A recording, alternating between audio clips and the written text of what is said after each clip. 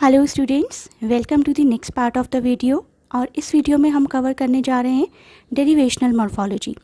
I hope आप लोगों ने प्रीवियस सभी पार्ट्स देख लिए हैं। वर्ड फॉर्मेशन के बेसिक्स थे उन पार्ट्स में। अगर नहीं देखे हैं तो I will suggest to go to those parts first and then only move to this part to understand the topic in a better manner. Let us start the video now.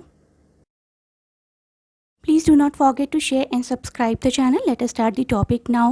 सबसे पहले morphology की definition एक बार फिर से पढ़ लेते हैं। Morphology study of words है, कैसे वर्ड्स फॉर्म किए जाते हैं, वर्ड्स की आपस में एक सेम लैंग्वेज में रिलेशनशिप क्या होती है, this is what we call morphology. Inflectional हम प्रीवियस वीडियो में बहुत ही अच्छे से कवर कर चुके हैं। आज हम डेरिवेशनल के बारे में पढ़ेंगे।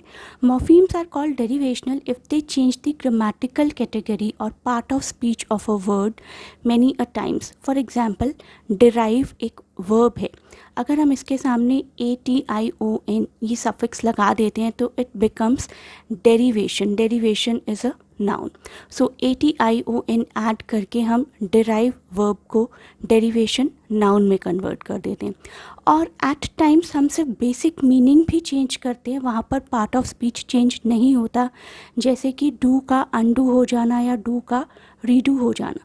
तो बेसिक मीनिंग एंटायरली चेंज हो गया but we did not touch the part of speech. हम इसको और डिस्क्रिप्शन में विद लॉट्स ऑफ एग्जाम्पल्स अभी पढ़ेंगे। So do not worry if you are not getting at present.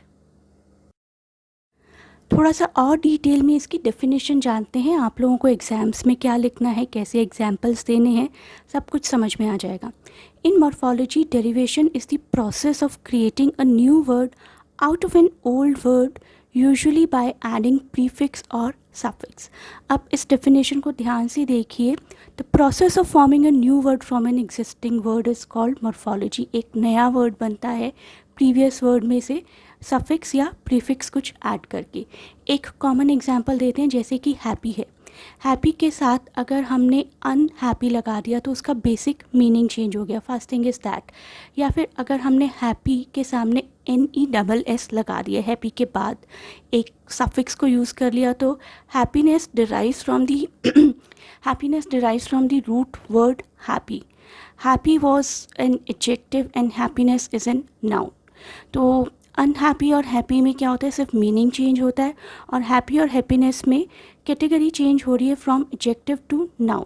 तो या तो हम वर्ड का बेसिक मीनिंग चेंज कर रहे हैं या उस वर्ड की कैटेगरी चेंज कर रहे हैं, तब हम उसको मॉर्फोलॉजी बोलेंगे। सो जो हमने अभी तक पढ़ा उसका मतलब यही है कि derivational morphology creates new words either by changing the category और पार्ट ऑफ स्पीच और by changing the basic meaning. Part of speech change करने का और बेसिक मीनिंग चेंज करने का एक एक एग्जाम्पल और देखते हैं क्लियर करने के लिए। कैटेगरी या पार्ट ऑफ स्पीच का एग्जाम्पल है ड्राइव से ड्राइवर हो जाना। तो drive is a verb but if ER is added to it, it becomes driver. तो ड्राइव एक वर्ब था और ड्राइवर एक नाउन है, हमने ER ऐड करके उसकी कैटेगरी को चेंज कर दिया। मीनिंग चेंज करने का एक एग्जांपल देखते हैं। एग्जामिन में हमने RE एक प्रीफिक्स लगाया, RE प्लस एग्जामिन मेक्स री एग्जामिन। तो verb remains verb only, it does not change the category but the basic meaning changes, hence it comes under the category of derivational morphology. अब हम कुछ example study कर लेते हैं जो कि आपको एग्जाम में एडिशनल मार्क्स दिलवाने में सक्सेसफुल होंगे। देखते हैं पहला एग्जाम्पल, एडजेक्टिव से नाउन हो जाना, जैसे कि नेस ऐड कर देते हैं तो फ्रेश बिकम्स फ्रेशनेस। एडजेक्टिव से वर्ब हो जाना, जैसे कि EN ऐड कर देते हैं तो फास्ट बिकम्स फास्टन। एडजेक्टिव से एडवर्ब बन जाना, जैसे कि स्लो में become slowly after adding LY। Noun से एडजेक्टिव बन जाना, जैसे कि जोन में become zonal after adding AL। Noun से वर्ब बन जाना, जैसे कि ब्यूटी में ब्यूटीफाई, ब्यूटी का ब्यूटीफाई में कन्वर्ट हो जाना आफ्टर एडिंग FY। वर्ब से एडजेक्टिव में कन्वर्ट हो जाना after adding ABLE able. For example, teach becomes teachable. Conversion from word to noun, disturb में become disturbance after adding ANCE। और verb to noun, example run में become runner. Now please do remember one thing while writing the definition of derivational morphology, that it does not change the part of speech always. It often changes the part of speech, but it is not required to do so always. For example, the derivation of the word common to uncommon is a derivational morpheme, but it does not change the part of speech. The adjective remains adjective. आपको most of the time तो exam में इन्फ्लेक्शनल और derivational का difference लिखने को आएगा, तो हम डिफरेंस को एक बार फिर से देख लेते हैं, then only we will move to the next topic. Inflectional morphemes never change the grammatical category और part of speech of a word. For example, tall and taller both are adjectives. On the other hand, derivational morphemes often change the part of speech of a word. For example, silent, which is a noun, changes into adverb silently after adding ly.